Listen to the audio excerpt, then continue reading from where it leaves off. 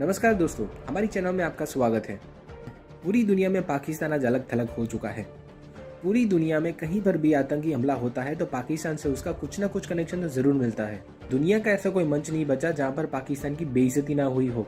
कोई भी सच्चाई से इनकार नहीं कर सकता कि पाकिस्तान बदनाम और बर्बाद दोनों है। इसके बावजूद पाकिस्तान के एंकर पता नहीं कौन सा नशा करते हैं और अलग ही काल्पनिक दुनिया में जीते हैं। ऐसे ही हमेशा हवा में उड़ने वाले एंकर्स में से एक है फिजा खान, जिनका घमंड हमेशा 7वें आसमान पे रहता है। पर आज फिजा ने गलत जगह पर हाथ डाल दिया। एक चर्चा के दौरान आज फिजा खान ने भारत के दुबे जी और जनरल बख्शी के सामने गुस्ताखी से बात की, जिसके बदले में दुबे जी ने फिजा खान के हर एक बात का मुंह तोड़ जवाब दिया। आज फिजा ने जब जब सवाल पूछे तब तब दुबे जी ने बॉल को बाउंड्री के बाहर भेज दिया। पक्का है कि फिजा इतनी बेइज्जती जिंदगी में कभी भी नहीं भूल सकती। इस मजेदार चर्चा को सुनने के लिए शुरू करते इस वीडियो का अगला भाग। तुकु का आगाज में दुबे जी आपसे करना चाहूंगी। दुबे जी, ओआईसी वज़ीर खारजा की काउंसिल ने भी कश्मीर में जो बर्बरियत हो रही है उसकी मजम्मत की करारदाद मंजूर कर ली है। क्या अब आपको ऐसा नहीं लगता कि भारत दुनिया में तन्हा होता जा रहा है? देखिए, मैं कहूँ आपसे, किसी ने बहुत खूब कहा है, हदे गमे हस्ती से गुजर क्यों नहीं जाते, जीना नहीं आता तो मर क्यों नहीं जाते। मंजिल को पाना है तो तूफान भी मिलेंगे, डर अगर है तो कश्ती से उतर क्यों नहीं जाते। इमरान इन दिनों डरे हुए हैं, लेकिन सत्ता छोड़कर कश्ती से उतरने को तैयार नहीं। जाहिर है जब धकिया दिए जाएंगे तो डूब जाएंगे। जब हिंदुस्तान से पाकिस्तान अलग किया गया था तब तस्वीर कुछ और थी, अब तस्वीर कुछ और है। आजादी के बाद सत्ता के सिंहासन की सवारी करने वालों ने पाकिस्तान को नर्क बना डाला है और गली गली आतंकी विश्वविद्यालय खुलवा दिए हैं। आप बात करते हैं अंतर्राष्ट्रीय जिस मंच की, उस मंच ने आज तक उइगर मुसलमानों पर किए जा रहे चीन के अत्याचार के बारे में कभी कुछ नहीं बोला। तो ऐसा नहीं होता कि दो भाषिया रवैया नहीं चल सकता। जब कभी सत्ता खतरे में पाकिस्तान में नजर आती है, सरकार को, इमरान खान को भारत विरोधी नफरत के इंजेक्शन आवाम को लगाया जाता है। जरा भी रहम पाकिस्तानी आवाम के दिलों में क्यों नहीं जागती? मैं पूछना चाहता हूं इमरान खान जी से, नफरत की आग में झोंककर क्यों पाकिस्तानी हुकूमत आवाम का शोषण करना चाहती है? मुद्दों से ध्यान भटकाकर गाला बिस्किट जैसे ये तो आपकी बीजेपी की गवर्नमेंट करती है, नरेंद्र मोदी करते हैं अपने जनता के साथ।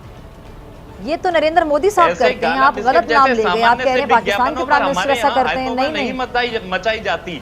याद कीजिए आईएसआई के पूर्व प्रमुख लेफ्टिनेंट जनरल दुरानी के इंटरव्यू को। उन्होंने क्या कहा? उन्होंने भी साफ तौर पर यही माना कि पाकिस्तान को भारत से खतरा नहीं है, बल्कि उसे अपने भीतर की समस्याओं से निपटने की जरूरत है।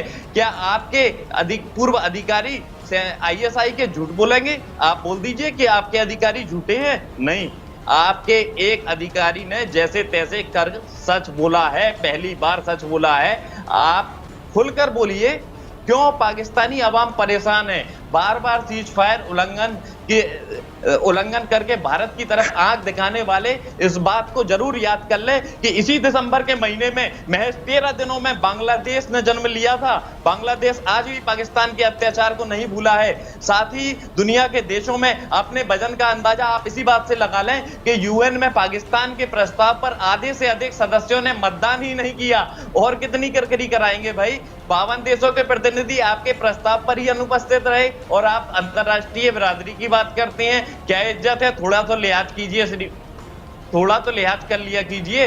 ब्रिटेन के बाद क्यों चीन का गुलाम बनने की तैयारी कर रहा है पाकिस्तान? क्यों पाकिस्तानी आवाम को तकलीफ में डालना चाहते हैं? उइगर मुसलमानों के साथ चीन का रवैया क्या है दुनिया जानती है, आप नहीं जानते। उइगर मुसलमानों पर चीन के अत्याचारों को लेकर क्यों चुप्पी साधे हुए हैं? आपके मीडिया भी सवाल पूछ रहा है, जवाब दीजिए। ड्रैगन ने 65% मस्जिदों को ध्वस्त किया, तब आप क्यों चुप्पी साधे रहे? भारतीय सेना अधिकारियों के सऊदी और यूएई दौरे की खबर जैसे ही आप सुनते हैं तो आपके पाकिस्तानी सेना के अधिकारियों के पेट खोलने लग जाते हैं।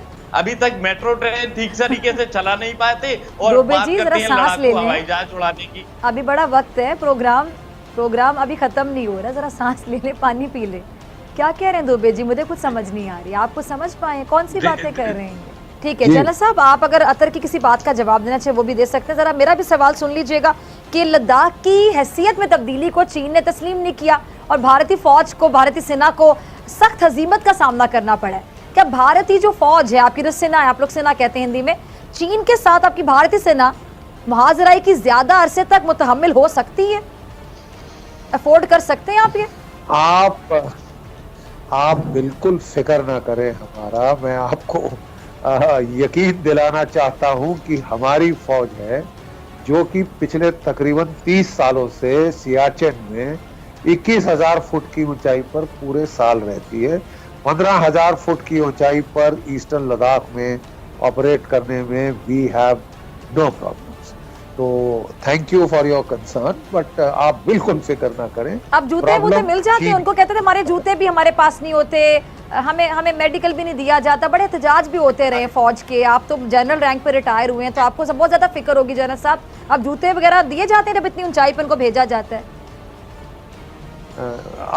आपके लोगों की वहां बड़ी किरकिरी हो चुकी है, तो आप ना बात करें तो ठीक है। मैं पहला अफसर था, one of the first officers. ये बातें तो ऑन रिकॉर्ड आ चुकी है जनरल साहब। चलिए ठीक है, प्लीज कंटिन्यू। ठीक, जनरल साहब ये वीडियो भी है बाय द वे, आपने भी देखी होगी, बल्कि आपको भी बड़े लोगों ने भेजी होगी। जी जी जी। अच्छा, नहीं, by the way I thought आप मुझे इंटरफेयर नहीं करेंगे। आप अब ये ना कहिएगा वीडियो किसी पाकिस्तानी ने बना दी, ये ना कहिएगा। वो कहते हैं किसी तरह पाकिस्तान के साथ कुछ हम करें, कुछ यहाँ फॉल्स फ्लैग ऑपरेशन में कुछ अचीव कर ले, ताकि दुनिया के सामने हमारी कुछ स्पेस सेविंग हो जाए जो चाइनीज ने हमारे साथ किया है। और चाइनीज ने बड़ा क्लियरली कह दिया है, अगर आप सीपैक के ऊपर कोई नजर रखी, सीपैक को आपने मैली आंख से देखा, तो हम आपकी ईंट से ईंट बजा देंगे। अब आप मुझे बताएं, प्रेमचंद मूडी से ज्यादा मैं समझता हूँ कि और कौन अच्छा दुश्मन हो सकता है इंडिया का, जो उन्होंने एक्सटर्नली और इंटरनली जो उन्होंने इंडिया की हालत जो है वो कर दी। ठीक है जी, ठीक है जी। जी दुबे जी, है कोई जवाब आपके पास ब्रिगेडियर साहब की बातों का? और जरा बताइएगा ना, एक तरफ आप कहते हैं कि पाकिस्तान आपसे छोटा देश है, छोटा मुल्क समझते हैं आप रकबे के लिहाज से, आबादी के लिहाज से, जिस तरह भी समझ लें, और फिर साथ आपके हवास पे हर वक्त पाकिस्तान ही सवार रहता है। इतनी साजिशें क्यों करते हैं पाकिस्तान के खिलाफ? पाकिस्तान की तरक्की आपको क्यों हजम नहीं होती, क्यों बर्दाश्त नहीं होती? समस्या ये है आप लोगों की कि आप दुनिया के सामने कर्ज लेने के लिए जब जाते हैं तो कोरोना जैसी महामारी का बहाना बनाते हैं, लेकिन हथियारों की होड़ में आप उसी कर्ज लिए हुए पैसे का इस्तेमाल करते हैं। इमरान खान दुनिया में गाना गाते घूम रहे हैं कि इस समय हमारे जैसे छोटे मुल्क को राहत मिलनी चाहिए, कर्ज अदायगी में कुछ रियायत मिलनी चाहिए, लेकिन नहीं, हथियारों की होड़ में पाकिस्तान हमेशा आगे है, पॉल्यूशन फैलाने में पाकिस्तान हमेशा आगे है। अंतर्राष्ट्रीय समस्या सबसे बड़ी आतंकवाद, जिस पर कभी ध्यान नहीं दिया जाएगा, लेकिन पाकिस्तान में उसका लालन पालन जरूर किया जाएगा। क्यों नहीं पाकिस्तान में आतंक के खिलाफ कड़ी कार्रवाई की जाती? क्यों पाकिस्तानी सेना लादेन को नहीं मार पाई जबकि वो वहीं छुपा बैठा था? अगर आतंक के खिलाफ लगाम लगाने में आपका देश सक्षम नहीं है तो आप भारत से आतंक के खिलाफ कार्रवाई में सहयोग के लिए गुहार लगा सकते हैं, शायद आपको मदद मिल जाए। लेकिन मुश्किल ये है कि आतंक से लड़ने की इच्छा शक्ति इमरान सरकार के पास नहीं, इमरान खान के पास नहीं। और जान लीजिए कि बिगड़ैल बेटों को सुधारना भारत वालों को अच्छी तरह आता है। अब कुछ ढका छुपा नहीं है, पूरी दुनिया ने तस्वीर देखी है। अभी कुछ देर पहले आप वीडियो की बात कर रही थी, आपके देश का वीडियो वायरल हुआ है, पूरी दुनिया ने देखा कि कैसे दूल्हे को एक शादी में AK-47 राइफल दहशतगर्दी के लिए खून बहाने को दी जाती है। मौजूदा हालात में इमरान डरे हुए हैं। जब उनकी तानाशाही का विरोध तेज होने लगा तो उन्होंने विरोधियों को बिना किसी आरोप गायब कराना शुरू कर दिया और मानव अधिकार की धज्जियां उड़ाना शुरू कर दी। लेकिन ये खेल अब ज्यादा दिन नहीं चलेगा। सेना के दबाव से दबे इमरान भी ये अच्छी तरह जानते हैं कि पाकिस्तान के कब्जे वाले कश्मीर को वापस लेने के लिए भारत प्रतिबद्ध है। विचार करने योग्य है, UAE ने पाकिस्तानियों के लिए वर्क वीजा क्यों रद्द कर दिया? संभव है जल्द ही वह समय भी आ जाए कि पाकिस्तान का नक्शा बदल जाए, क्योंकि गिलगिट बाल्टिस्तान में गलत तरीके से हथियारों की नोक पर चुनाव कराने का आवाम ने खुलकर विरोध किया है और यही विरोध की चिंगारी बहुत कुछ तहस नहस कर सकती है। गजब रवैया है साहब, कैसा रवैया है ये? कोरोना के नाम पर दुनिया से कर्ज मुक्ति की गुहार लगाते हैं और हथियारों को होड़ में सबसे आगे। मुश्किल ये है कि आप लोग दूसरे को मुश्किल में डालकर खुश होना चाहते हैं। जो कि हो नहीं सकता। आपने कभी बलूच की बात नहीं की, आपने पीओके की बात नहीं की कि किस तरह से वहां आप ही के लोग, आप ही की आवाम बगावत कर रही है। आप सिखों की बात कर रहे हैं जो बरसों से हमारे यहाँ शांतिपूर्ण तरीके से रह रहे हैं और हमारे भाई हैं, आप उनकी बात कर रहे हैं। आप मुसलमानों के बारे में कभी बात नहीं करते जिन मुसलमानों पर अत्याचार होते हैं। आपके यहाँ इमरान का विरोध करने पर लोग गायब करा दिए जाते हैं। पीटीएम के नेता कहां गायब हो गए आपको नहीं मालूम होगा, लेकिन कॉल टैपिंग कैसे की जाती है, मरियम की कॉल कैसे टैपिंग की जाती है, आप नहीं बता पाएंगे। आईएसआई के कितने दबाव झेल रहे हैं इमरान, ये आप नहीं बता पाएंगे, लेकिन आप दूसरों को मुश्किल में डालने वाली काम जरूर करेंगे, हरकतें ऐसी जरूर करेंगे। अरे भाई पहले बीमारियों से निपटिए, अच्छा। कितना पैर पसारे हुए हैं बीमारी आपके देश में।